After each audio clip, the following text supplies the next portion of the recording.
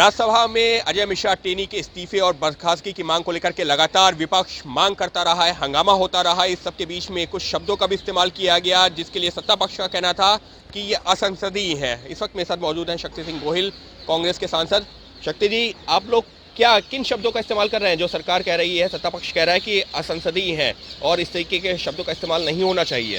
देखिए, हमारे वहाँ संसद में अनपार्लियामेंट्री वर्ड्स, असंसदीय लफ्ज की पूरी किताब है।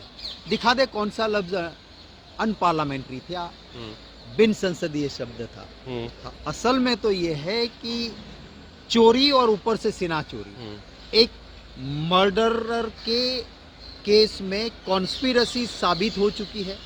एफआईआर में दिया था कि ये कॉन्स्पिरसी है। ये मंत्री जी खुद कह चुके थे कि मेरा बेटा तो वहां था नहीं, एक वीडियो दिखा दो मैं रिजाइन करूंगा। अब वीडियो आ गया सामने, एसआईटी के रिपोर्ट में माना गया कि कॉन्स्पिरसी थी। तो फिर भी एक मर्डरर को आप बचाने की कोशिश कर रहे हो, और वो भी पार्लियामेंट के फ्लोर पे। सत्ता पक्ष जिस तरह से इसको बचाने की कोशिश करता है, वोट बैंक पॉलिटिक्स के लिए कोई मायना मॉरल का नहीं रखा है बीजेपी ने, ये इससे साफ होता है। लेकिन लगातार सत्ता पक्ष के जो सांसद हैं वो ये कह रहे थे कि जिस तरीके से आरोप लगाए जा रहे हैं मंत्री के ऊपर, सांसद के ऊपर, सरकार के ऊपर, वो पूरी तरह बेबुनियाद हैं। लगातार जो है उनकी तरफ से कहा गया है। देखिए, पवन बंसल जी के एक दूर के रिश्तेदार के खिलाफ एक आरोप लगा था, कोई साबित नहीं हुआ था, कुछ नहीं था, और बंसल साहब से ना लेना देना कुछ था।